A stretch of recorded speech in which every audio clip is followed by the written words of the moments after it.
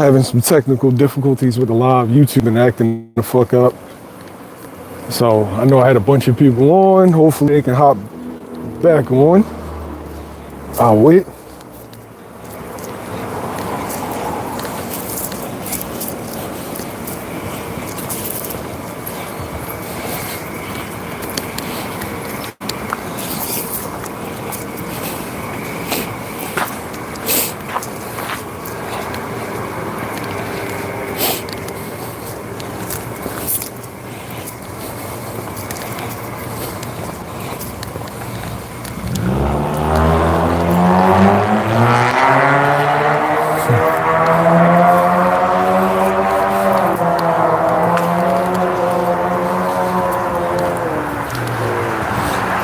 What up, y'all? Let me know if the live is still acting up. YouTube been on bullshit. Yeah, we back with it. Is the live good? All right, bet. All right, so check this. So Eddie Hearn says that Eric Gomez, who's the president of Golden Boy, Oscar De La Hoya, DAZN, and Eddie all sat down in New York and hammered out negotiations between Boots and Vergil Ortiz. And that they all agreed, every party involved, that's the two promotional companies and network, all agreed that the fight is going to take place first quarter of 2026. Eddie Hearn then goes to Jaron Ennis and negotiates an extension, and in that extension, it has a fight with Vergil Ortiz under the terms that him, Golden Boy, and DAZN agreed upon. Boots signed off on that. So, Boots has to fight Vergil Ortiz if the fight is available. So, then you have Vergil Ortiz and Rick Meridian acting like they know nothing about this deal, acting like it's impossible what Eddie is saying, even though for me, it's really clear, and maybe Oscar De La Hoya didn't bring this to them when he was negotiating it. Maybe he negotiated on their behalf, and it's not a direction that they want to go into. I don't know. Maybe the fight still happens. I don't know. Maybe they don't like the terms. I don't know.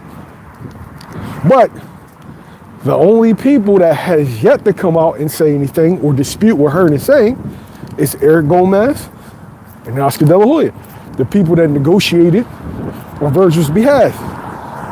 Maybe there is a little dissension over there. Maybe there is some miscommunication over there.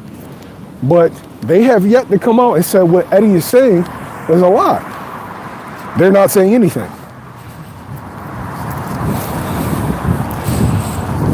So, now we got possible Fundora, possible Bakhram, a possible Xander Zayas, or a possible Abbas Baru.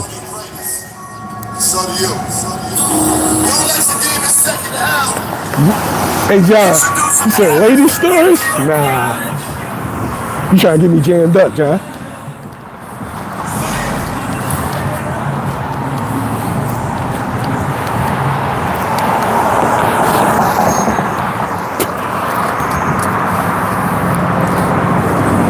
No, Eddie said this a couple of days ago. I mean, you can go look, it's a Ring Magazine interview, but he said it a couple of days ago. They wrote an article on it and everything. But what Eddie is saying is clear. Now, what Rick Meridian is saying, oh, how can a fight be negotiated without me? You got to talk to your promoter. That ain't got nothing to do with Eddie. You literally have to sit down with your promoter. Why did they negotiate a fight without me? But hopefully we get that fight either or. Bakhram, Fundora. Even though I don't see Fundora happening, I can see Bakhram happening. If you're asking me my educated opinion for 2026, I think it's Abbas Baru and Bakhram in 2026. Those are the two fights that I see. I don't think that the Vergil fight happens just based off of you got the promoters on board with the fight, but you got the fighter and the manager not looking at it. And I'm waiting to see if there's any form of criticism.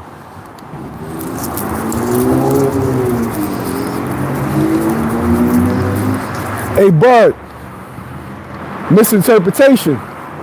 Stop saying it vacant. There is no vacant. Abbas Baru is the world champion.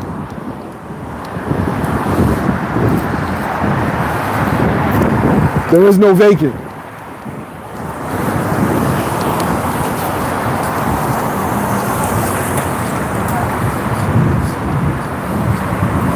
Yeah. Yeah, Hollywood. There ain't no vacant. Yeah, they elevated him. Canelo and Crawford, they elevated him. He's the champion. So I know that kind of hurts your heart, so you can't pull the email champ card on Boots when he knocks him the fuck out. I know that hurts you, because I know you was itching to say, oh, he's a 2-division email champ. No, nobody. Nobody. You're gonna have to give props.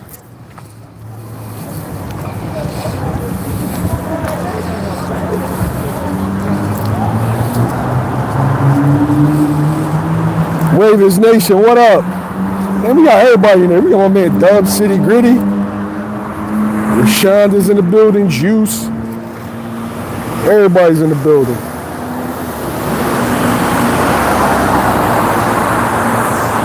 It's not about going that route. It's supposed to be Vergil.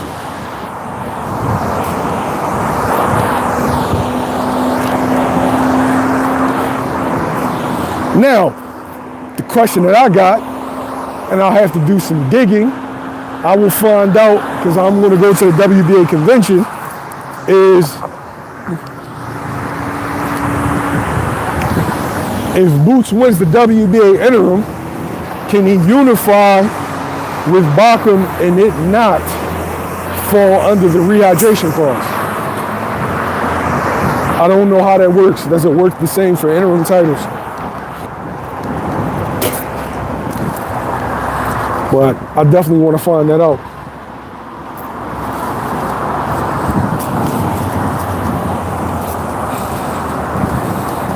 I'm just waiting for Bud to have the same criticism though. You know what I'm saying? And when I say Bud, we gon' instead of, because I think people gonna think guys hopping in think I'm talking about Crawford. So we gonna call you BGS, all right? That's your new nickname, BGS.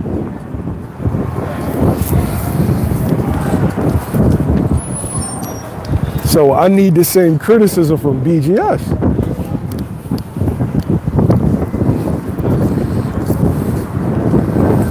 His trench excellency.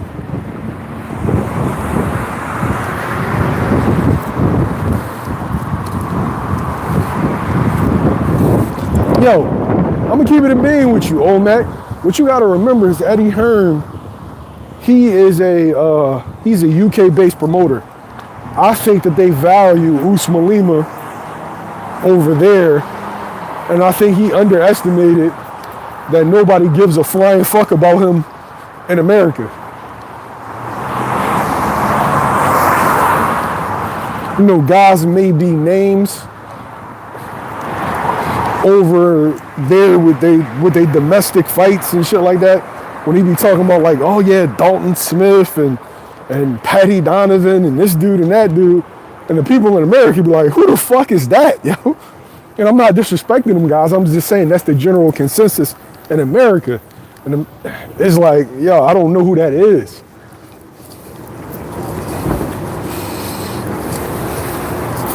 You said Brandon McLaren? What he played in, Band Up?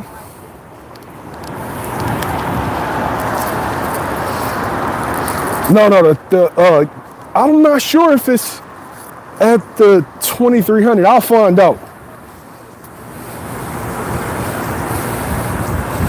Yeah, I think that Eddie had in his mind Josh Kelly, Lima, what's the kid's name? Rashidi Ellis. All those guys are on the same level as popularity. Remember, you're dealing with a UK-based promoter. I think he's out of touch with what the US-based fan thinks is a good fight. So in his mind, he probably thinking that they all on the same level, all on the same tier. I know he wasn't expecting this amount of backlash. I know he wasn't.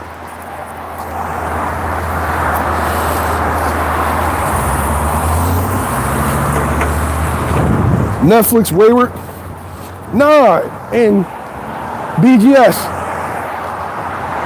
I think that he actually may need a US-based guy. I know he has Kev Rooney, but I think he needs like a secondary promoter for US. Like maybe somebody that used to work for PBC, maybe somebody that used to work for Top Rank, something along them lines.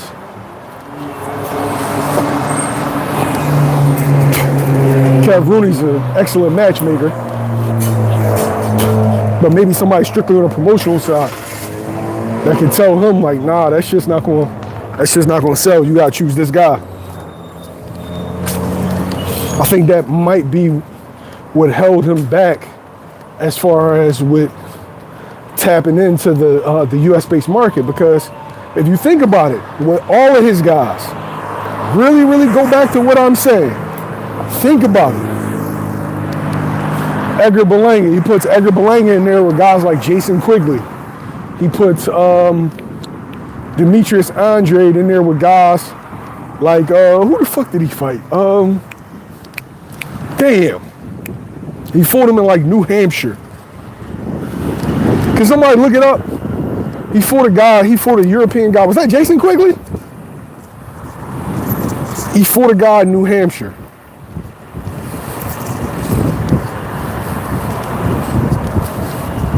Might have been Quigley, I'm not sure.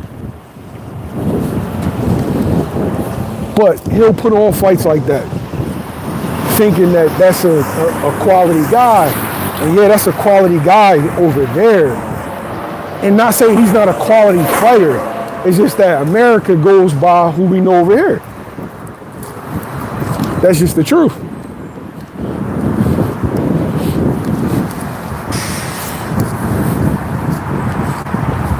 Yeah, Jason, like think about that. You putting Jason Quigley in fights with Boo Boo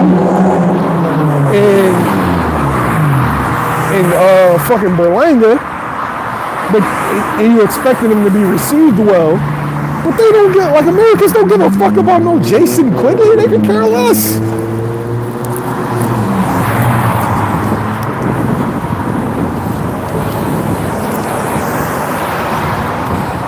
They can really care less. You had Devin in there with what's the name? What's his name? Zahir Abdullayev. I think that's his name. I'm not sure, bro. Zahir Abdullayev, whatever his name is. All right, Dungy. Yeah, BGS. They not diehards.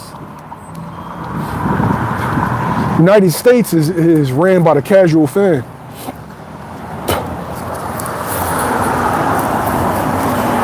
So if the casual fan never heard of you, they gonna shit on you. They gonna say you fighting a bum. They gonna say you fighting a tomato can. And the crazy thing is Lima looks like a big, strong, explosive dude. But Boots is never gonna get his credit for him. Shakur fighting Josh Padley. Josh Padley, I watched him. He's a solid fighter. Americans don't know him, so they gonna shit on him. You bringing in international fighters that haven't been introduced into the United States market, it's only going to get your United States fighters criticism. That's just the truth.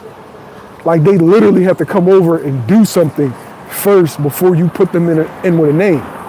Bakhram Murtazaliev, he earned his chops by fucking putting Tim Tszyu on a goddamn t-shirt.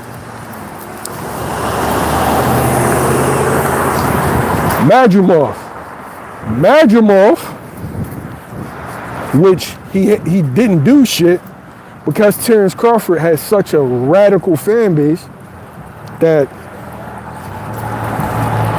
anybody that gives Terrence Crawford trouble or anybody that Terrence Crawford is about to get in the ring with, people will assume that they're of a certain level.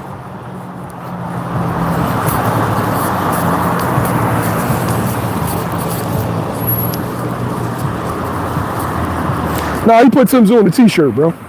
Candlelight Vigil.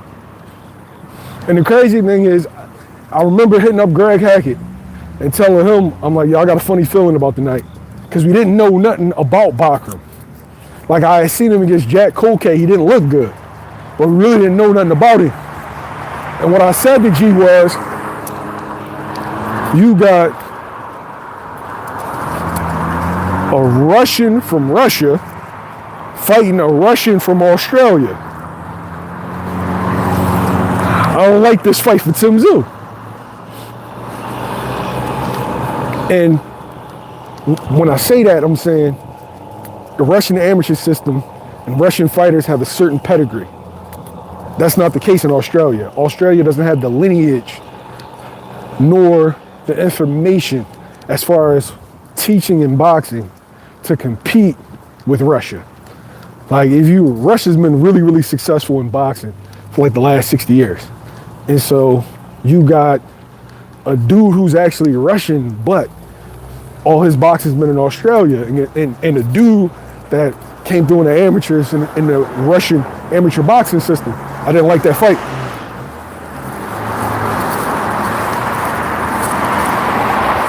Nah, I remember dudes saying that Tim Tszyu was going to beat Boots. I remember that. People get caught up in matchmaking. People get caught up in promotion. That is the biggest Achilles heel of the boxing fan. It's literally the biggest Achilles heel. All somebody got to do is look good in a couple showcase fights and do a couple of round of interviews, and then people just think that they're quality opposition, but it don't work that way.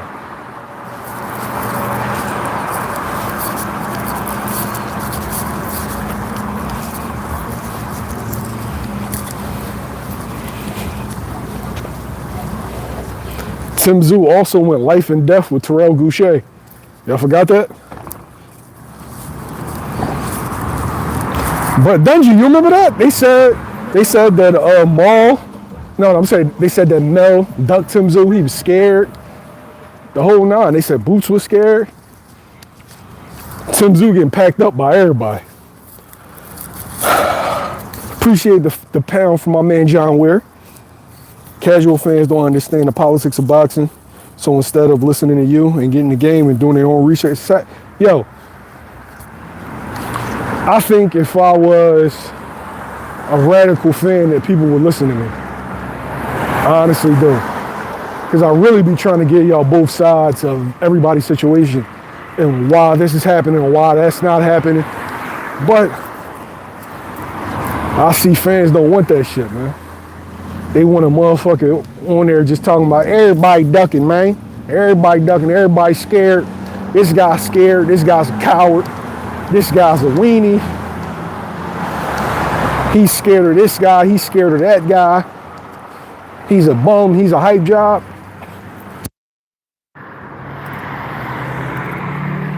That's really not reality though.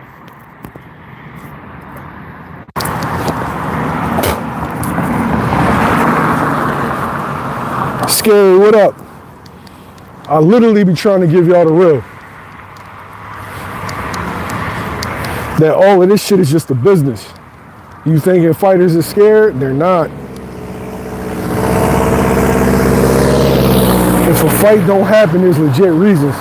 The biggest lie ever told was if the fighters want to fight, a fight will happen. Biggest lie ever told. And I remember who said it. My favorite fighter was Andre Ward. And the reality is Andre Ward is speaking from a position of power. He's speaking from an A-side position. He's speaking from an elite level fighter position. But that is not the reality for all fighters. If you are not in a position to call your own shots, what you say and how you feel does not fucking matter. If you're not a Terrence Crawford, if you're not a Canelo Alvarez, if you're not a Gervonta Davis, if you're not a David Benavidez, if you're not one of those guys, your team will decide who you fight. And if you don't do it, if you don't go along with their plans, then you end up on a shelf. That's the real. I love Andre Ward, but I felt like he left that part out. He's speaking from his position. But his position, he knows 99% of fighters don't have an Andre Ward cachet. I think Ward would have cooked the shit out of Triple G.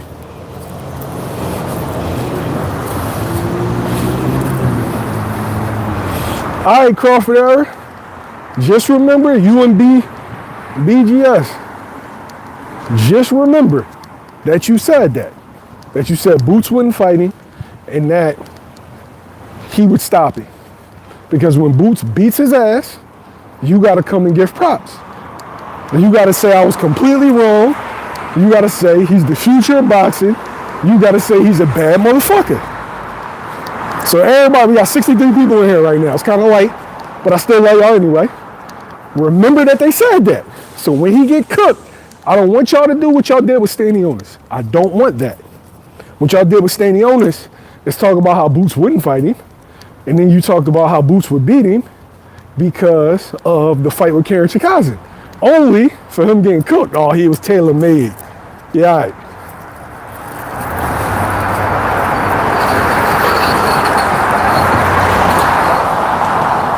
They saying Boots won't fight Bakhram.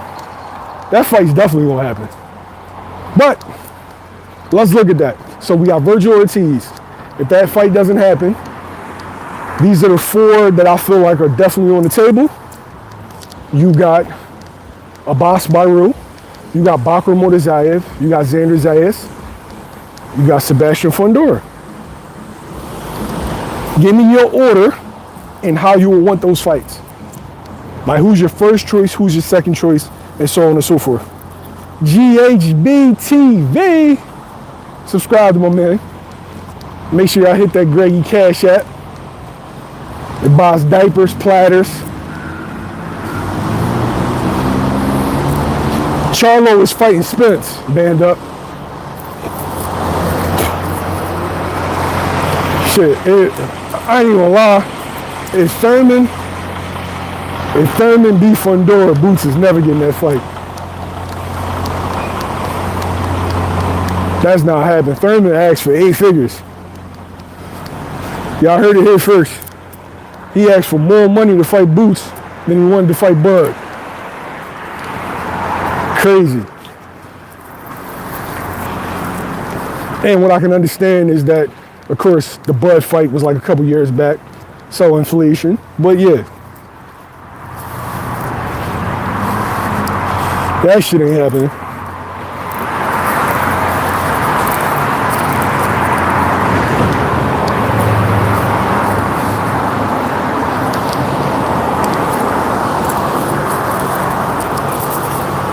Oh, one time definitely getting cooked.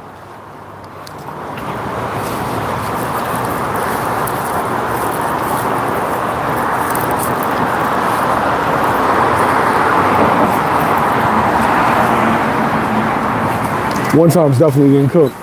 But let me know what, like in the order. Johnny, what up? Let me know in what order would you like those fights. For me, I'll give you my order. If I had to choose, I would go as a, all right, I'm gonna give you my 2 different hats. I'm gonna give you my straight boxing fan hat, and I'm gonna give you my manager hat. Manager hat, Abbas Bairu, Bakhram Murtazaliev,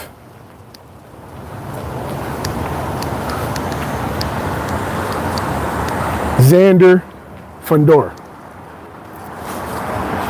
The reason why I put Xander and Fundora on the back end is because their fights are going to be worth more money down the line. Mexican, Puerto Rican, those fights are going to be worth more down the line. And so I would save them. Boxing fan, Bakhram number 1. Fundora number 2. Xander number 3. Abbas Baru number 4.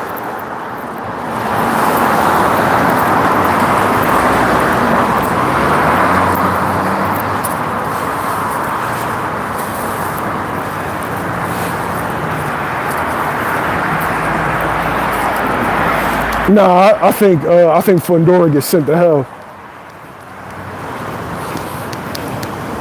And for me, it's a very easy way of explaining it.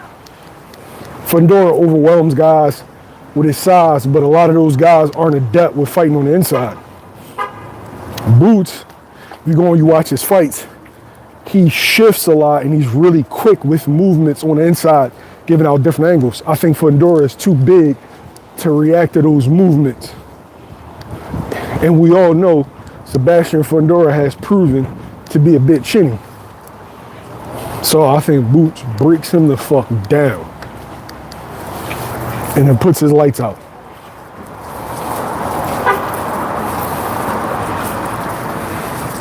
Anytime the Bud Crawford era tell you that Boots gonna stop somebody, you should believe it, because he's a hater.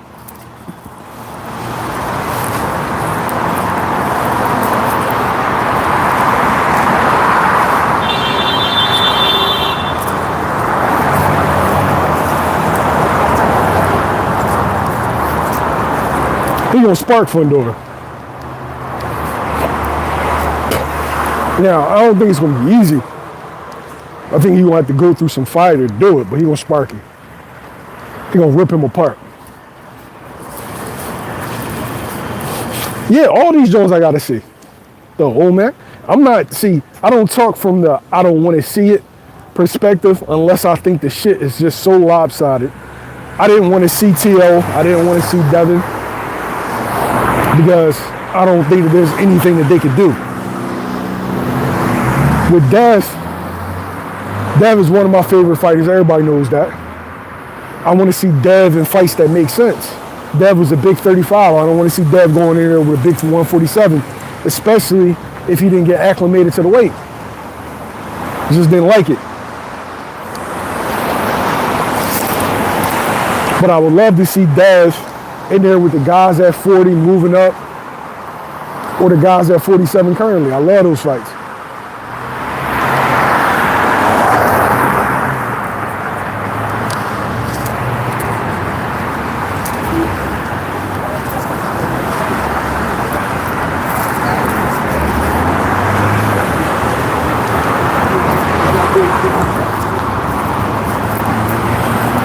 Bud versus Boots at 68. That's a hard fight to assess. I've never even seen fucking Boots at 54, let alone 68. But see, I don't know what he's gonna look like speed-wise. I don't know what he's gonna look like power-wise, conditioning-wise. I've always thought that Boots would stop Bud simply because the skill set. Like when you see Bud get over on dudes, Bud is normally the faster, sharper, more skilled man. In this situation, both are highly skilled, but you got one guy 10 years younger, one guy faster, and one guy just naturally bigger. And so I always felt like Bud's determination and his dog would get him stopped in that fight, because we all know historically Terrence Crawford is a slow starter. He likes to download information. But when you get in there with younger fighters throw a lot of punches early. And I felt like Bud will end up being down on the cards 2-3 rounds, and he would feel like he would have to start stepping the Boots. And we all know Bud's not going to go out like Charlo. Bud is going to step to you. and that they would start exchanging. And being that Bud is 10 years older, like, you know, no disrespect to Canelo, but Bud was a significantly faster man. And Spence, Bud was a significantly faster man. Bud was the significantly more skilled man. That's not going to be the case in that fight. You're giving up 10 years of age, you're giving up 2 inches. I think Bud gets clipped in the exchange. And Bud's heart and dog ain't gonna have him try to survive. He's gonna rumble him. I think Bud gets stopped. I think stylistically, that has always been a bad fight for Bud. And I would have that fight more even if they were closer in the age. But time catches up to everybody. And I know y'all think that he's Superman based off of everything that he's done. But even Ali got old. Even Floyd got old. Floyd was just smart enough to handpick certain fights when he got old. And at this point, I feel like Crawford should be smart because there's no reason to take a loss. He cannot add towards his legacy. Crawford is already going to be viewed as is. Him beating fucking Erislandy Lara, Janibek's not going to do shit for him. He's already an all-time great, and those aren't super great names. It's just another accolade. He's already been the first 3-division 4-belt undisputed. Beating Lara at 40 years old ain't gonna do shit for him. Beating Janibek ain't gonna do shit. You already view Terrence Crawford how you view him.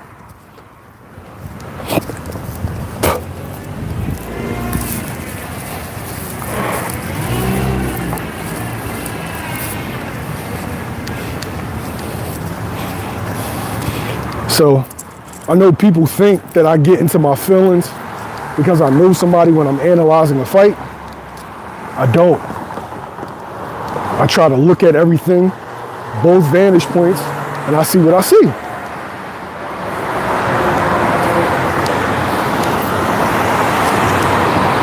Older fighters can't play around with these young dudes, man. And I know people are gonna say, oh man, but look at what he did to Spence, look at what he did to Canelo. Older fighters. They're older, he's older. You ain't in there with no young man. It's different. It's different. And historically, we have seen great fighters, historically great fighters, lose to talented up-and-comers. Because age does mean something.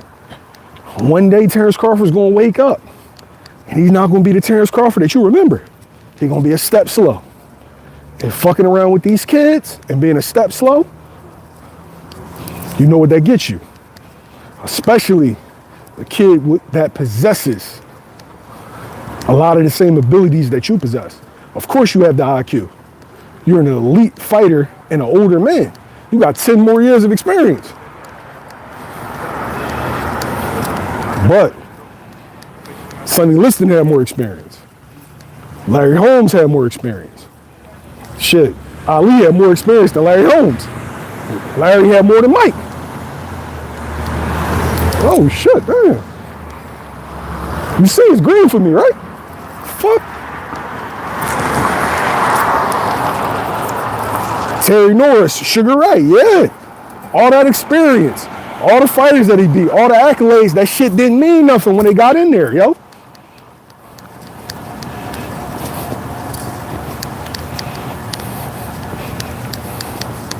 And deep in y'all soul, y'all be in my comments trolling.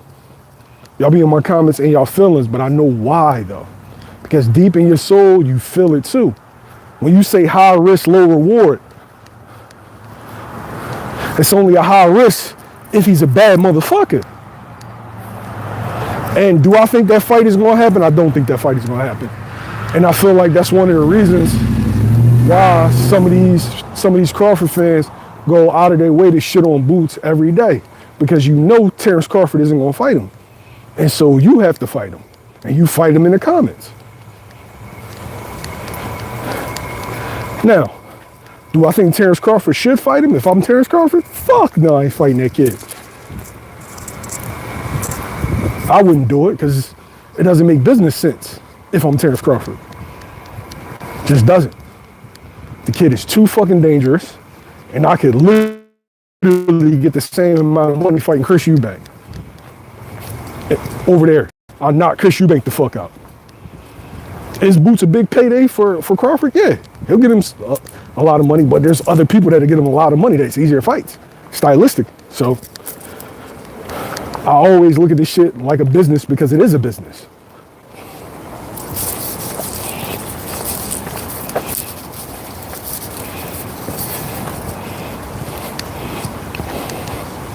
BGS. And then what happens? He says ain't nobody looking at Boots for the 20th time. So no. Bud needs to do what Bud's doing. Boots needs to do what he's doing. Don't make your career about one man. You run around chasing him, he ain't even looking at you.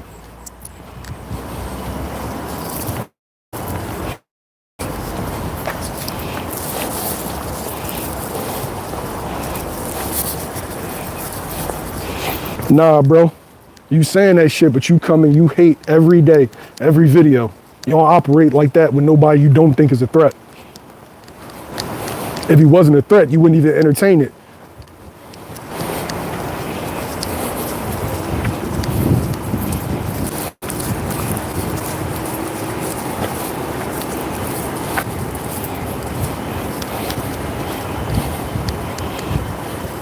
See, y'all don't think about age. Age matters. Age matters. That shit matters, yo. You get in there with a young man. All of a sudden, y'all will see what fast look like. Y'all will see what 28 versus 38 will look like. Y'all see that shit in real time.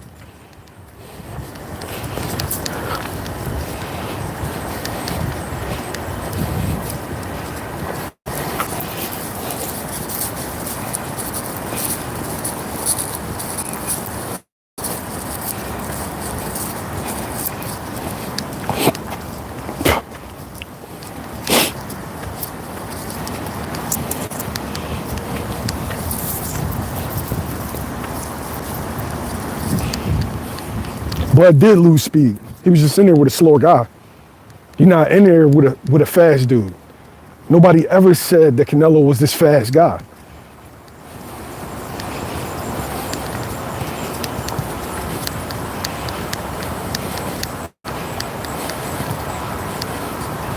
Styles will make things look different than what they were.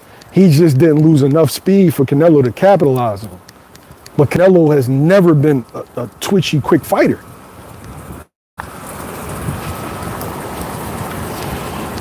You can't put on 20 pounds and still be as fast, bro. You can't. That's not how science works, dude.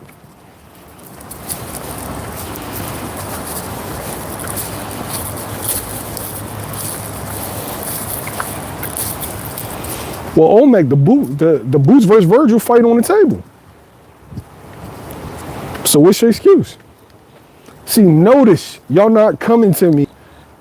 I gave y'all a legit analysis, whether you agree or don't agree. Give me the analysis of why he wins.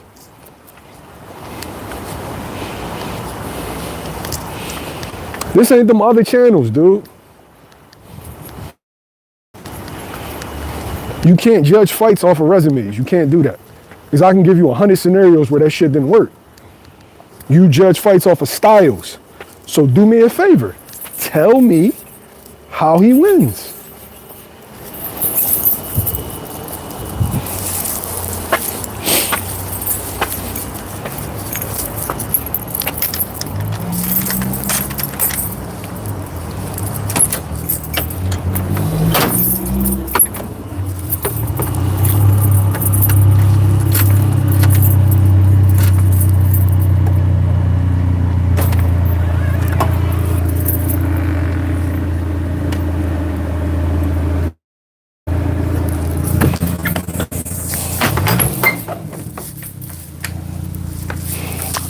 Okay, Omek, and what if he doesn't hurt him with the shots?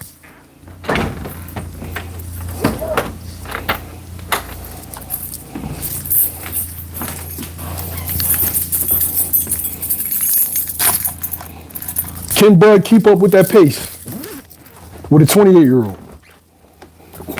We gonna test your IQ and your bias. And what if he doesn't hurt him?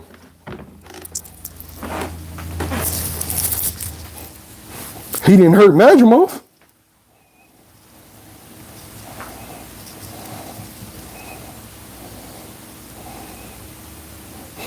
He didn't hurt Matchroom. And what if he doesn't hurt him? Answer the question.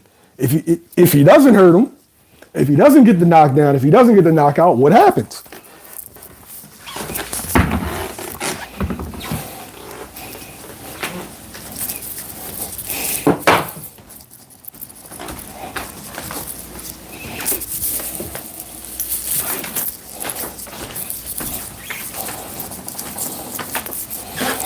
If he couldn't do nothing with Karen, then why'd he win?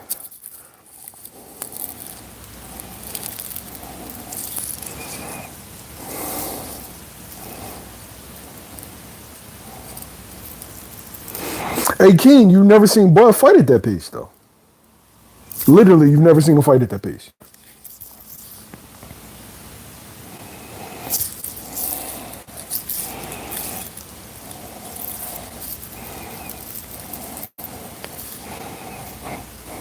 We gonna have legit boxing conversations. We gonna analyze all these fights at 54.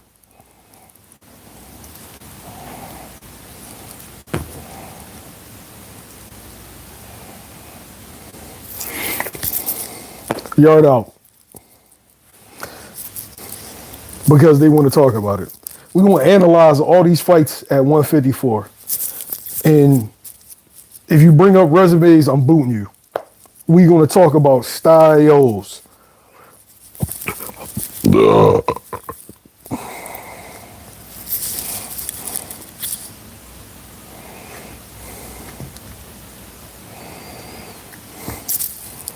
Now, Bud Crawford here, you said Bakhram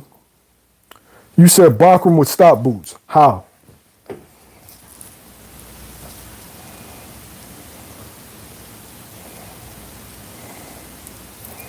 We testing IQs tonight. You tell me how.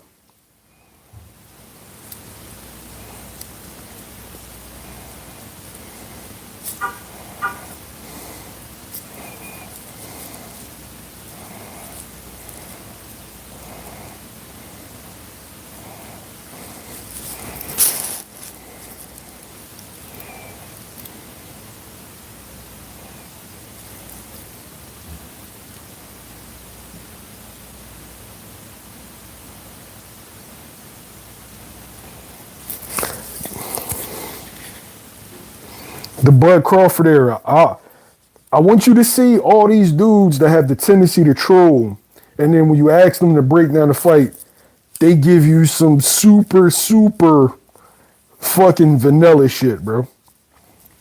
He gonna punch him and hurt him. Wow.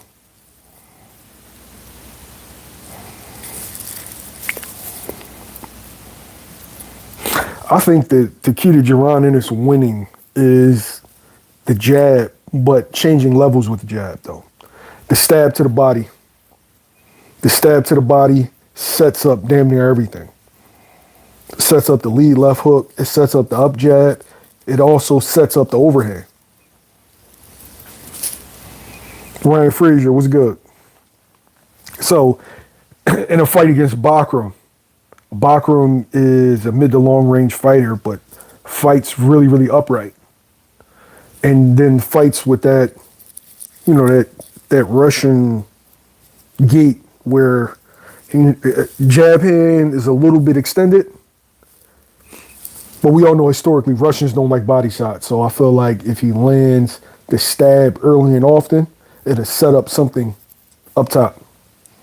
But constantly, you know, touch him upstairs, touch him downstairs. Move. Constantly turn him. And then in the later rounds, you start backing Bakhram up, but you establish the stab early. And then not just the stab, though. When you do the jab upstairs, throw the two downstairs. Literally, slowly. Use the Andre Ward. Take from him. Slowly. Go to their body. Take from them. Little by little by little by little. And then in them later rounds, You got him. Smoke with me. What's good? I got a question. How do you know he can't hurt Bakhram?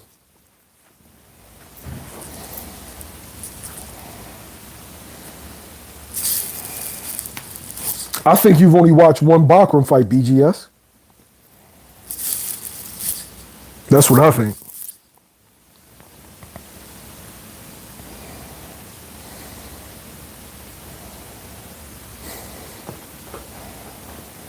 Olmec, it was disrespectful comparing Mike Tyson to Larry Holmes.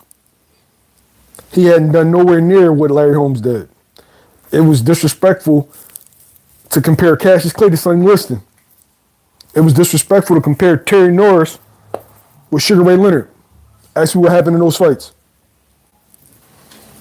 I'm testing y'all boxing IQs today, man. Y'all want to get on here, troll and talk shit and use the rhetoric that these other YouTubers is doing. We are talking boxing. I want you to analyze the fight. Break that shit down. What the fuck is Bud? Bud is older than Larry Holmes was.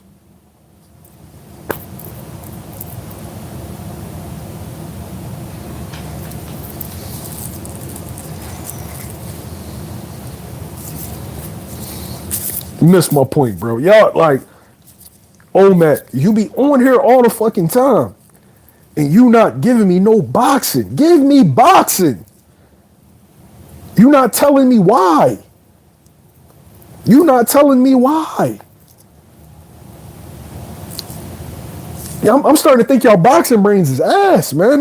We about to start doing tutorials in this motherfucker.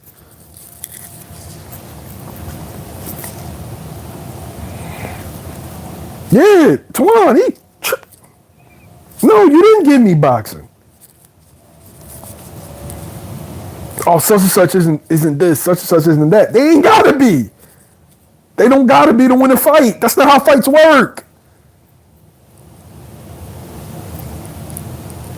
You gonna try to use that for Terry Norris too? Oh man, Boots ain't no Terry Norris. Sound crazy. All right, top 5 most technically sound boxers. Number 1 is Shakur Stevenson. Shakur Stevenson, Dimitri Bivol,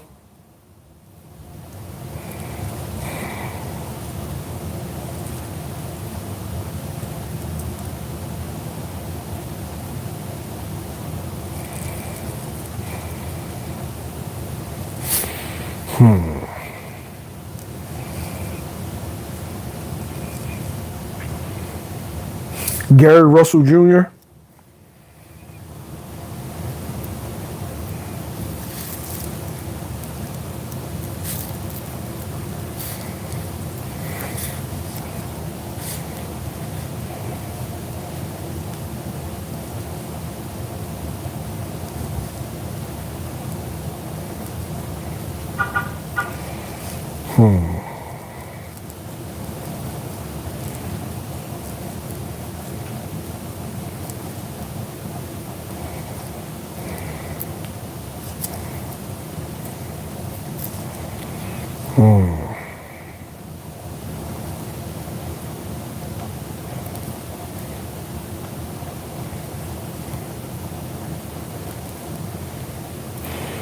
Usyk,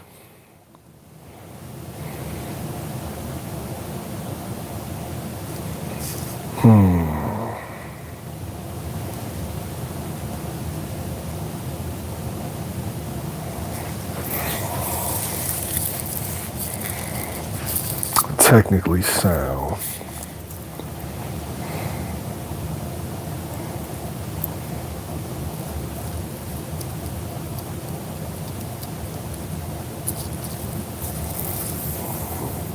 I don't know, I gotta think about my 5th. I don't got Bud or Boots, dudes like that on that list. And I know automatically dudes gonna be like, are you fucking crazy? Nah. Dudes like Bud or Boots are dynamic. They it's a lot of things that they don't do.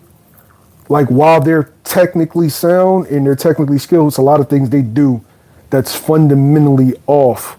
But because they have so much fucking ability, their awkwardness is their superhuman. It's like with Roy and like Ali. They didn't do things always the right way, but some dudes can get away with it, some dudes can't. And because they have a different variation or a different cadence to what they do, it's hard to prepare. Like Bud throws like corkscrew punches. If you watch him, like he can get technical if he wants. Yeah, Andy Cruz. Andy Cruz would be my fifth, but he throws corkscrew. Yes, yard out, and you got a high level strength and conditioning coach in the building right now. Shouts out to my man Yard Out TV, but they do stuff that you can't teach, like corkscrew.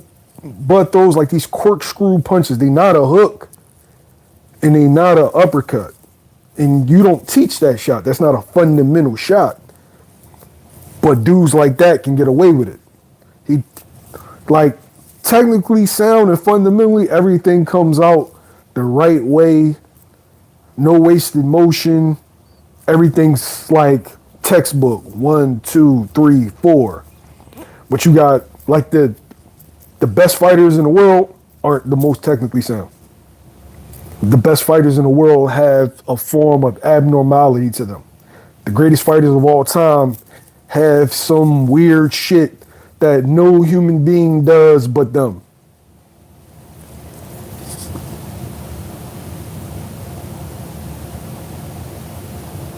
Yeah, hey Gritty, the thing is, fighters are traditionally, they block a certain way. Like 1, 2, 3 is supposed to come the same way, same cadence, same spot. And they're trained to block it. Some dudes throw shit in an awkward manner. AC, what's good with you? Some dudes throw shit in such an awkward manner that you can't time it. You can't it just gets through. Perfect example. Do y'all remember the uppercut that Terrence Crawford hit Jose Benavidez with? He wasn't supposed to throw that shot there. He wasn't. Marcharlo. Marcharlo would be an honorable mention.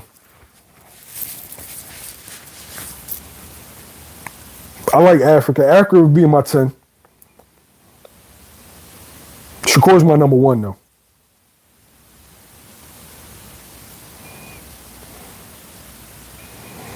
Go back and literally watch that uppercut. He shouldn't have thrown that uppercut there.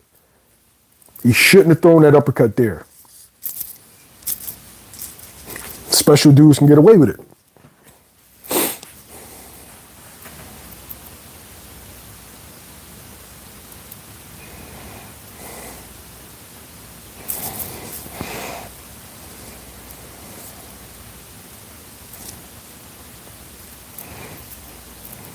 Hey Blunt, he be cooking me, but whatever, bro. I don't. He can do whatever he want.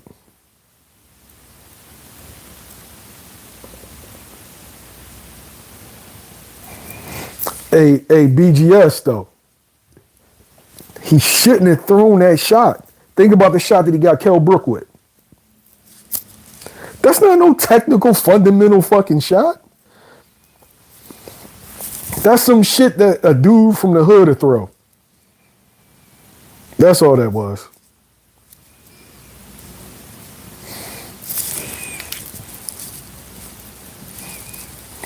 That's a shot he mastered fighting in Omaha, bro. Roy Jones wasn't technical fundamental. He wasn't. Ali wasn't technical fundamental. You're not supposed to pull straight back. Bud pull straight back all the fucking time. Go back and watch that Porter fight. He does a lot of pulling straight back against Gamboa. A lot of pulling straight back. You're not supposed to do that. Ali can do it. Roy could do it. Floyd could do it. Boots could do it. Not that many people can pull straight back. Fucking Pernell Whitaker wasn't no technically fundamental fighter. special.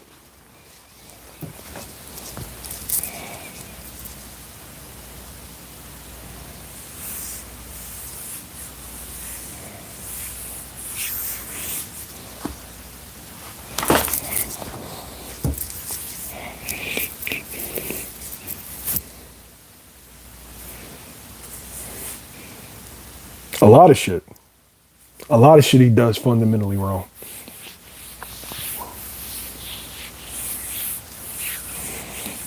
Boots is the king of the crosswalk. You're not supposed to crosswalk. But the reason why he does that shit is because he switches stances all the fucking time. And so he doesn't operate with the traditional boxing gait. And crosswalking can get you into trouble. Especially if somebody makes it a really, really fast move. If somebody makes a really fast move, it's hard to cut it off.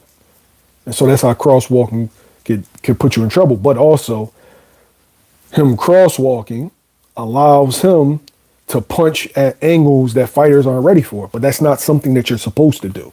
And that's not something that everybody can do. Yeah, in Gritty, he steps back foot first. You're not supposed to do that. You're always supposed to step front foot first. That's technical fundamental boxing. But special dudes can get away with shit.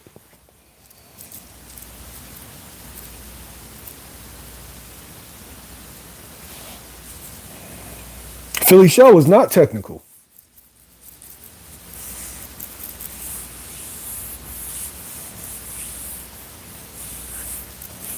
The Philly Shell was specifically designed for dudes that didn't want to waste energy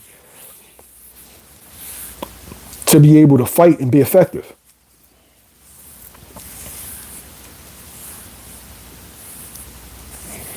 Thank you, Easy Bands, for telling me about our defense.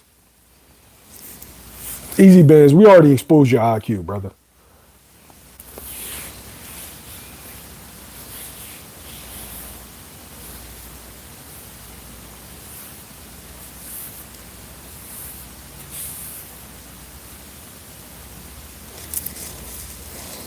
That's not what it was designed for.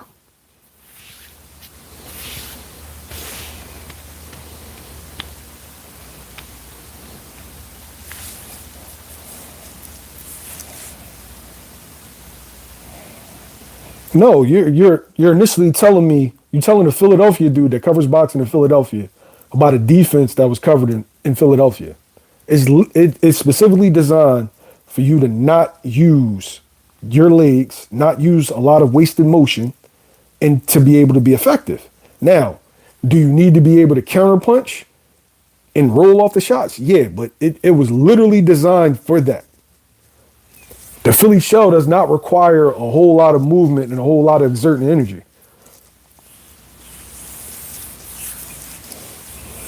But it's not supposed to be your primary offense. But you would know that if you actually studied boxing. It's not supposed to be your primary offense. Philly Shell is situational.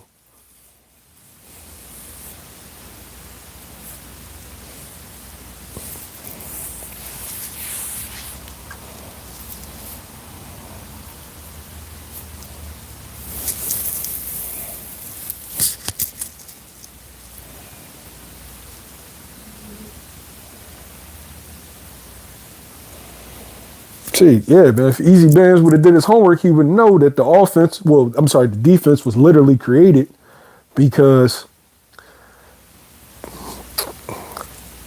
I'm going to say the father of it, the master of it was Georgie, but they say he didn't necessarily create it. But they said he was the master and he did it the best. But dudes that had regular jobs that couldn't train like they would if they were boxing full time. But the Philly Shell literally allowed them to be effective and win fights without using a whole bunch of legs because they weren't in shape.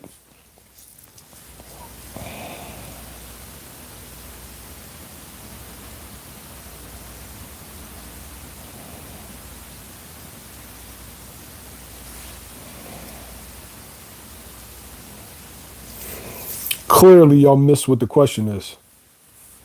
Fundamental and technical.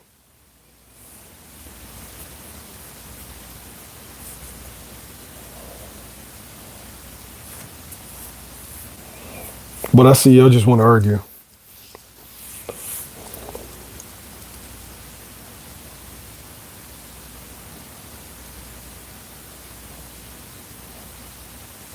Yo, you know what I found? That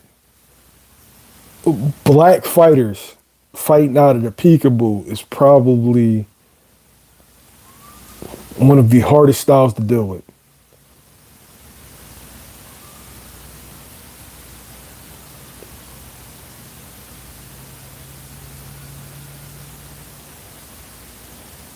You said Philly, Michigan, and Cuba?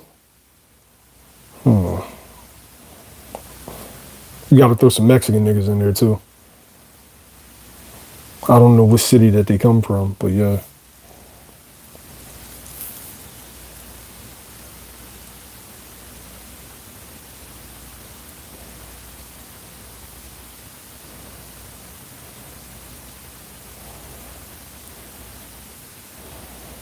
It says Easy Band's the expert. Do me a favor, Easy Bands. Tell me where our style comes from.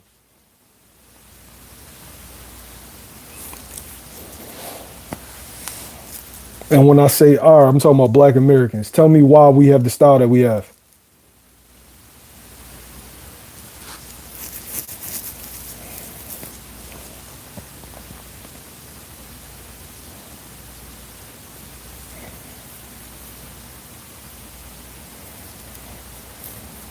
Juice, you too. No, but do me a favor. Stay for 2 more minutes. I want Easy Bands to explain where our style comes from.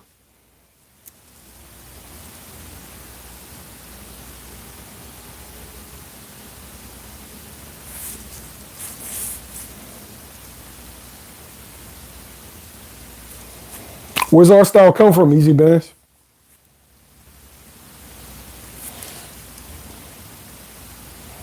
You think, I think that definitely makes sense if he can't get Vergil Ortiz.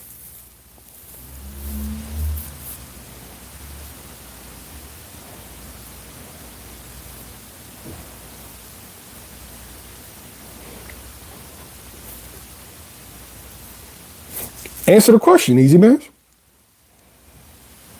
I don't gotta switch nothing. Answer the question. Where does our style come from? I literally said the Philly shell is not a fundamental style. It's not. That was the question, but I want you to answer mine. Where does our style come from? Let's see if he answers it. I don't think he's going to answer it.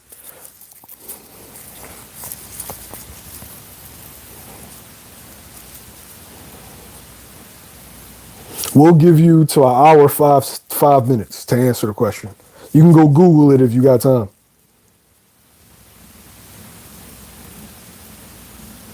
The question that he asked me was, who was the most fundamental and technical fighters?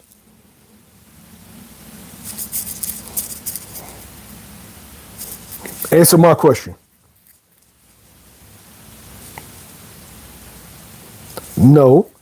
Where does our style, my style, your style, we are black. Where does the style come from? Answer the question.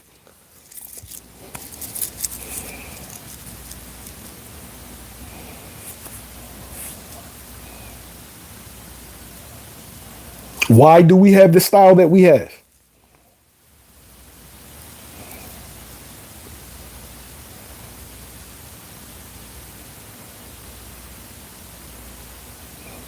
I want you to literally read his responses, but this is the dude that be trolling and talking shit. Why do we have this style that we have?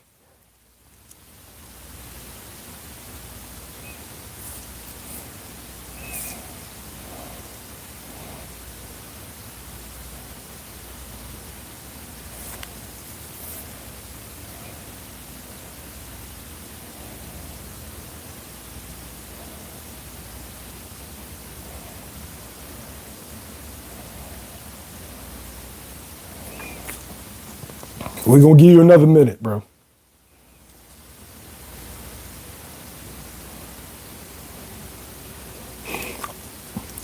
The African American style, where does the shit come from?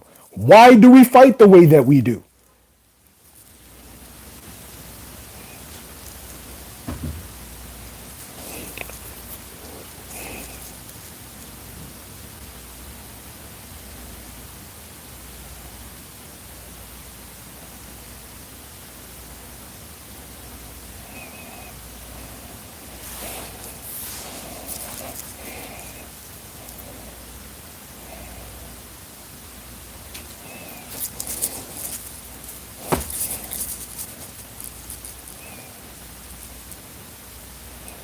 Exactly. Oh my God, bro. Yo, yo, this is proof. This be the dude that be trolling in the comments all the time, right? When you start asking motherfuckers boxing questions, real boxing questions, not this fucking YouTube baddies of boxing bullshit, real boxing questions, like you a fan of the sport, this is what the fuck you get. All right, so our style comes actually from racism. So like I think it was either the late 1800s or the early 1900s when dudes used to box, and I'm guessing this is in like the local like ballroom fight scene, but there would be fans upon the apron, so there wasn't a distinction where it's the floor and then the apron. The fans would actually be upon the apron, and with black fighters, when black fighters would get pushed to the ropes or go to the ropes, they would club us on our heads. And so black fighters started making the adjustment to where as though they never let their backs touch the ropes because they would get hit over the head with clubs. So that's why it's in our DNA instinctively to move and not touch the ropes and be elusive and keep the fight into the middle of the ring.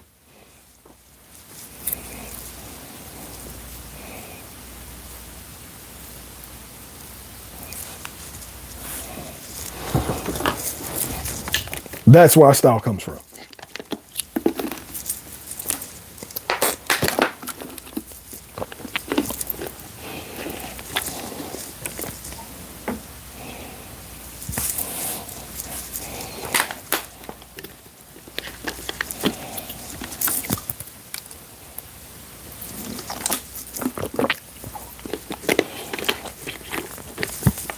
Yep.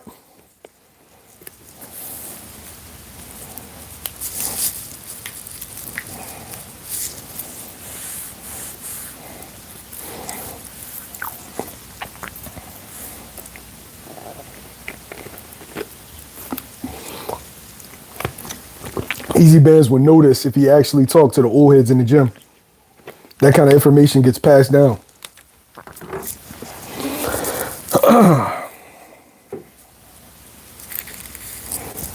That's why our style is the way our style is. We're instinctively slick.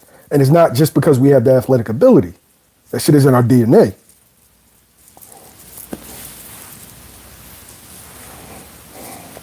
You know, if anything, we are adaptable.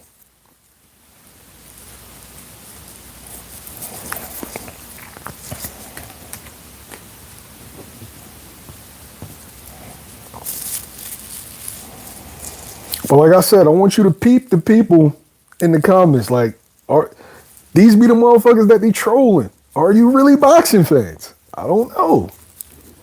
Don't sound like you're a boxing fan.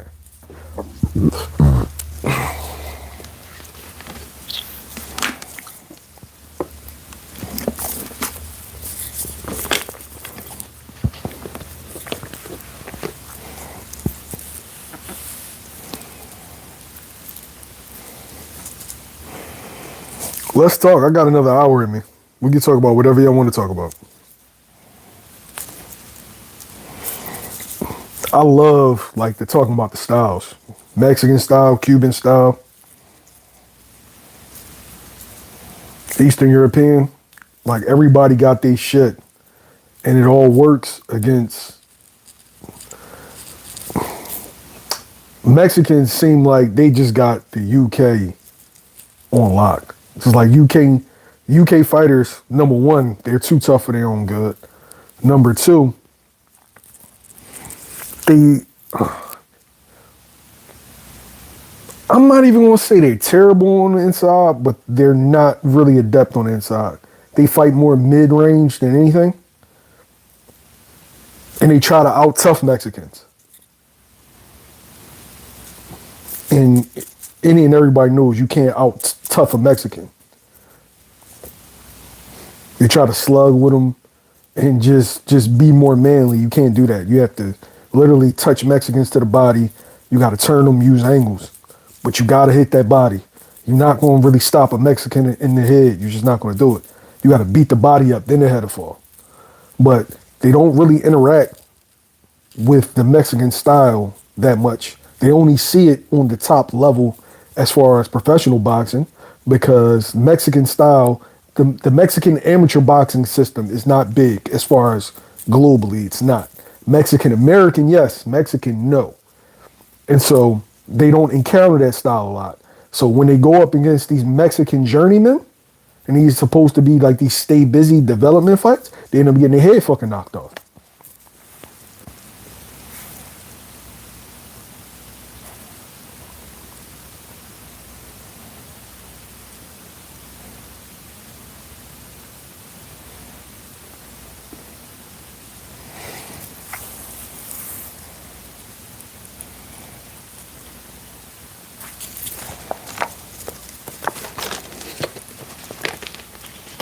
Eastern European definitely got a good style. Every style got like a strength and like strengths and weaknesses. African American style, it struggles with Cuban. Cuban struggles with African American, etc. But we all know Cubans ain't nothing but niggas on the island. The real good ones, all of them be darker than me.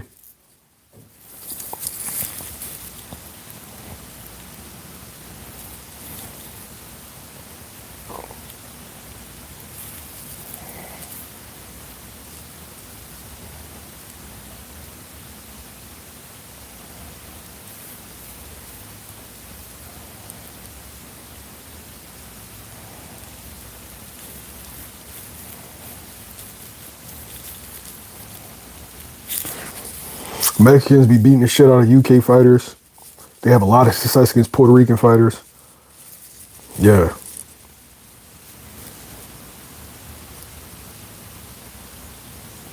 The press conference is going to be at 2300.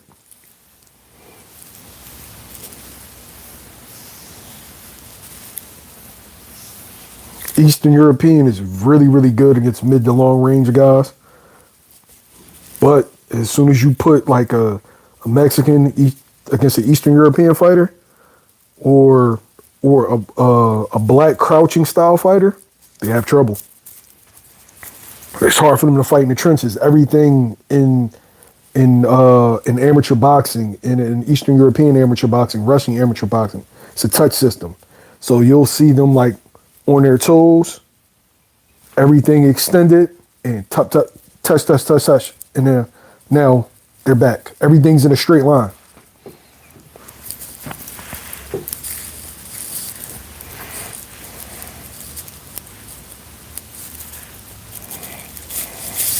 People struggle against Cuban fighters because of the rhythm.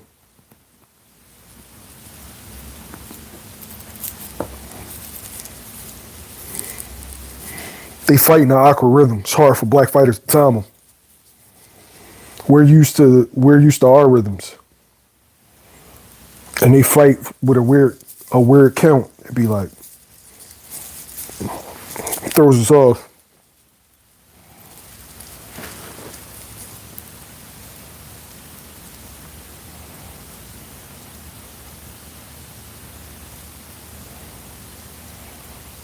No, that's definitely a factor, Wiley.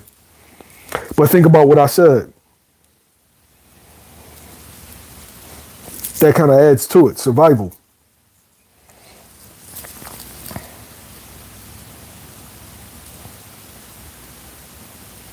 You said been warring forever? Because I feel like blacks and Mexicans have had the most success on the elite level of professional boxing.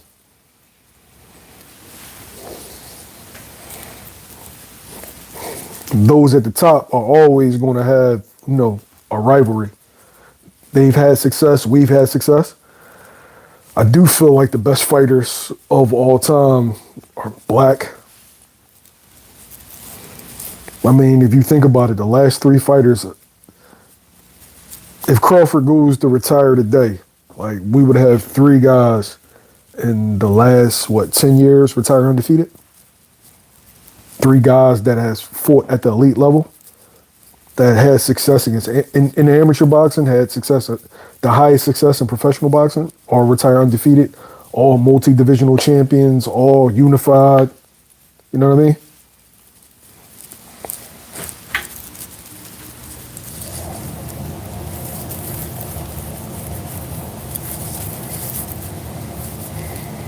You talking about Ali adopting the rope-a-dope? Easy Benz, you. Oh my God.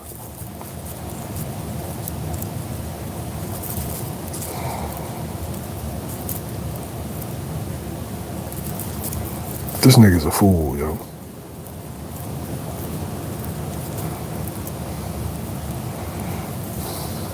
Motherfuckers just spend so much time trying to debate and trying to argue.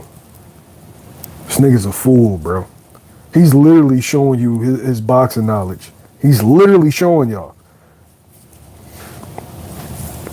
And the sad thing is he literally thought, no, bro, I don't hate you. I don't hate you. I appreciate you. But you know you want some nut shit. I don't got to tell you. Deep in your heart, you know. You know you want some nut shit. You've been on that shit.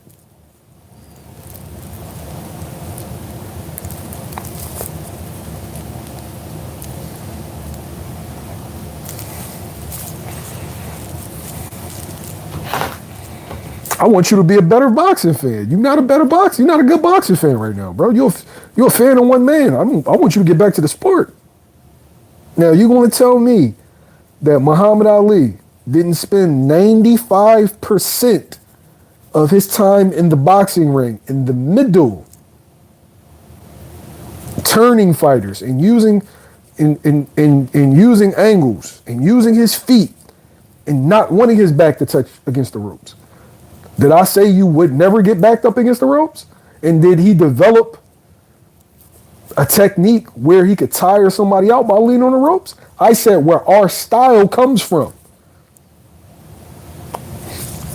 These motherfuckers, man. God damn, bro. And I don't want to be the dude that times people out, but motherfuckers don't be wanting to be productive.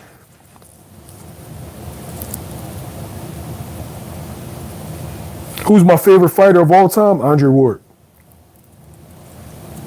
Oh, because Caleb Plant's fucking from the hood.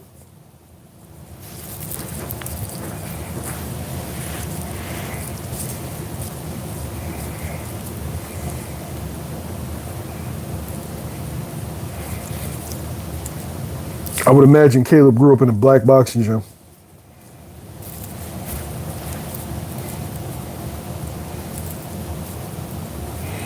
Just like if you look at Floyd Patterson and Mike Tyson, they were trained by an Italian man that specialized in peekaboo. Peekaboo, I would consider to be a white American style. But when you throw explosive black fighters with that style that's designed to cut the ring off against a boxer, to neutralize movers, you get monsters.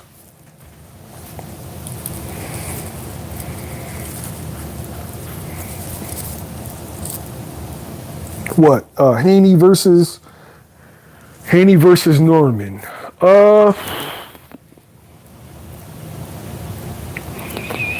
I think that the key to Norman winning this fight is his foot feints. I think if he can get Devin Haney to react to his foot feints, it'll set up the left hook.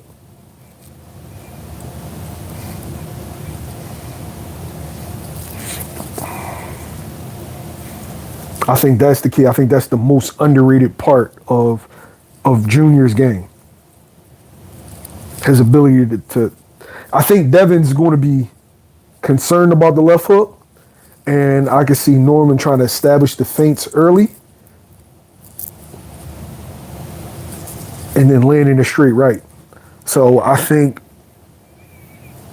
that Junior's feet is the most important aspect. Because if he can get Devin to overreact to every little thing that he does is going to neutralize Devin's jab and Devin's offense and what he wants to do. And then put Devin in more of a defensive space. And that will allow Norman to slowly break him down. But on the other hand, I think the key to Devin winning is establishing the jab early, but changing levels with the jab. The stab to the body, because you know Norman's going to come forward. You know Norman is going to look to land the heavier shots. But I feel like if you stab him early and often, number one, you're going to keep him having to reset. And it can't be a touch stab either. You got to really plan it in there. But it's going to keep Norman having to reset his offense, and also it is set up overhand rights for later on in a possible check hook. I saw Devin working on the check hook as far as in strength and conditioning. So yeah, I think Devin has to establish the jab, change the levels with the jab, but also he has to let his hands go and he has to get respect. He cannot be overly defensive like a Jose Ramirez, because the reality is Brian Norman has faster feet than Jose Ramirez.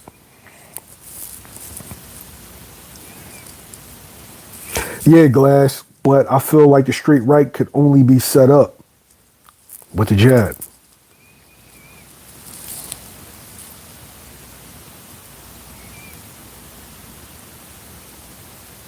Yeah, Brian, he showed me that against Jin. He showed me that against Jin and what's the dude name? Derek Cuevas. Foot feints. He has really good foot feints.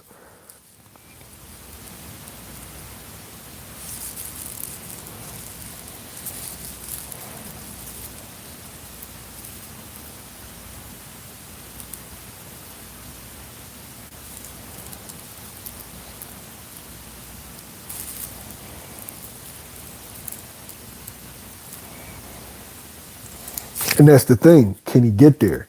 Number one, Devin is a better inside fighter than what people give him credit for. Sanction Boss was good.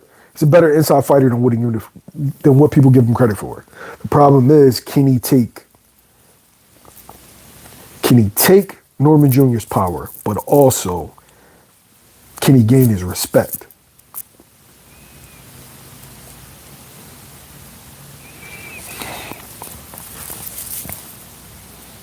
I think Devin's going to have more power at 147 pounds. I do think that.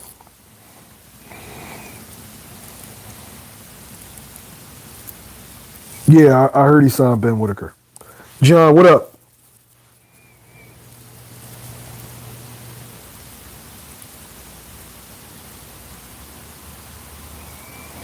Oh, real, I don't know.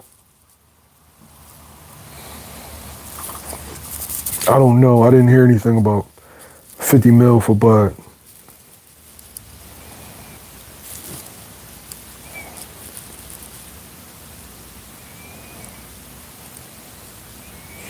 I think Dev left a lot of power on the scale. I've heard stories about Dev hurting people and dropping people in sparring. But then when you see him in a fight, he really doesn't seem to have much pop, but I think he left it on the scale.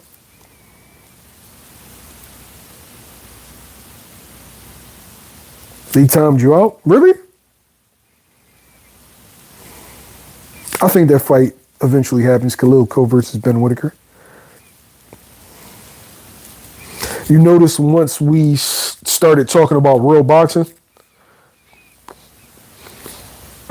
a lot of people couldn't keep up. Y'all notice that? Did y'all peep that? As soon as we started talking about real boxing and the X's and O's in boxing, and what styles and what fighters needed to do to be successful, conversations started getting real light. But these be the main guys in the comment section trolling. Remember, you either gotta have boxing IQ or you don't. Feel me? You gotta actually know your X's and O's or you don't. Now, mind you, I'm learning But you got some people that just want to talk about, oh man, he turned down this fight. No man, and he beat this person and a bunch of triangle theory shit that don't apply.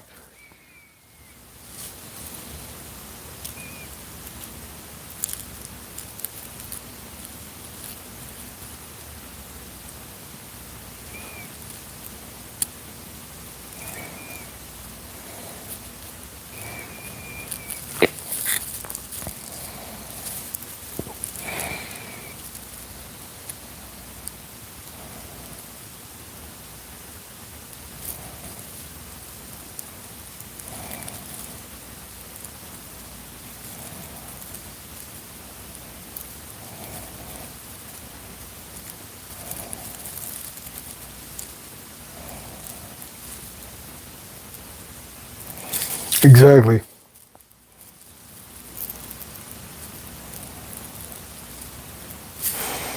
I never heard about Africa sparring. Lamont and Pitbull? I don't know, man.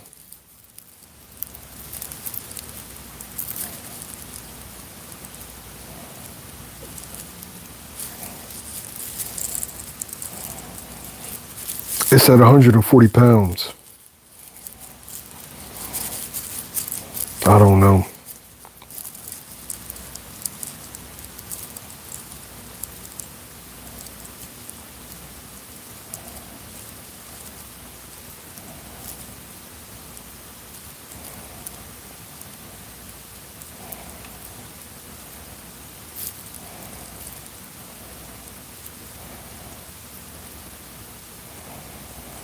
You said stop comparing Regis to Norman is disrespectful. What's disrespectful about it, Martin?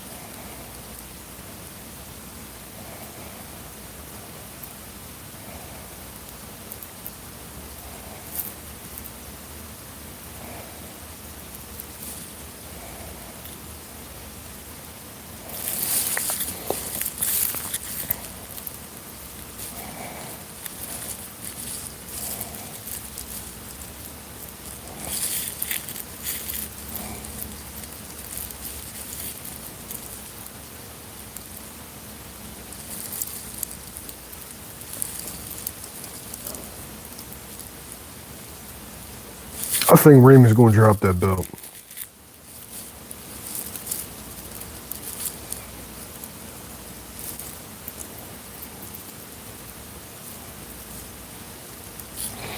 I do. I think stylistically, Andy's all wrong for him.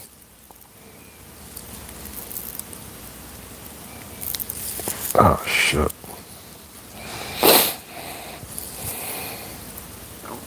Who all ducked Murtazaliev, Wiley?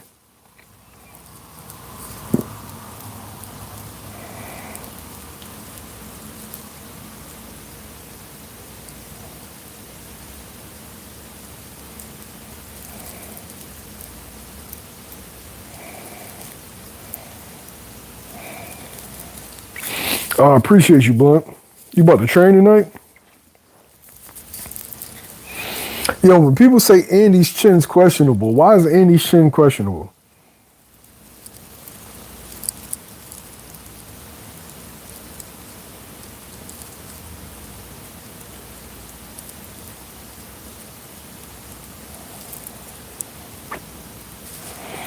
I'm starting to get tired, yo.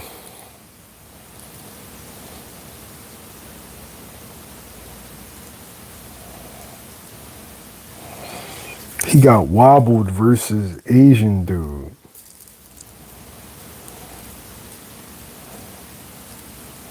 Yo, y'all know it's a fight, right?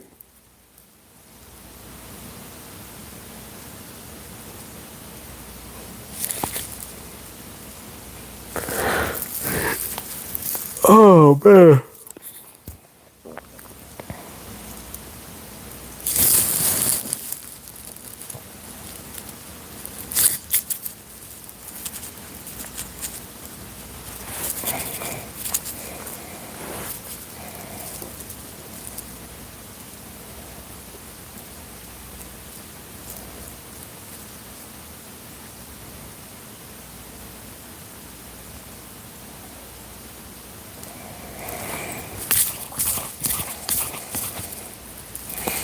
Yo, y'all, we gotta stop with the everybody like fighters aren't invincible. You're gonna get hurt, you're gonna get wobbled, you're gonna get dropped. That doesn't mean you're chinny though. Doesn't. This is boxing, you in there with war level guys.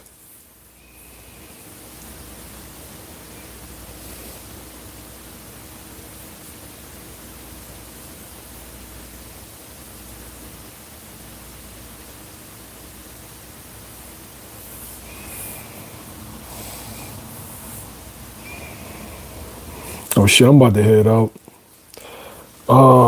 Appreciate y'all. Make sure y'all subscribe to the channel.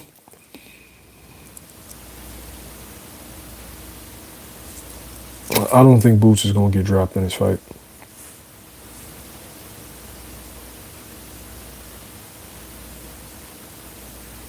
But yeah, I appreciate y'all. No fucking eyes. I should have fucking did eye drops before I start looking at the screen. Definitely always. Oh man, I appreciate y'all. Easy Bands, I appreciate you.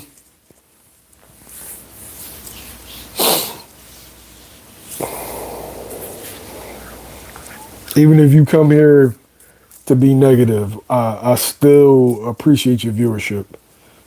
You know what I'm saying? I appreciate all the actual boxing fans, and then the dudes that's fans of just fighters. We gotta grow. We gotta grow. Got to. Hey John, come on, John. If you can give something, great. If you can't, that's cool too. But yeah, fight week, gonna have a lot of good interviews, a lot of good coverage. But yeah, we out. Appreciate y'all. Oh yeah. Easy Benz, you're a hater. You know you're a hater, bro. I ain't gotta tell you. You come on here to hate.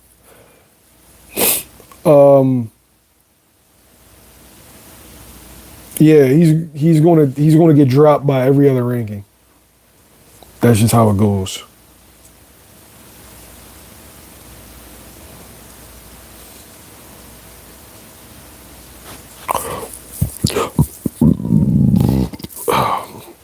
But yeah, I'm out. Appreciate y'all.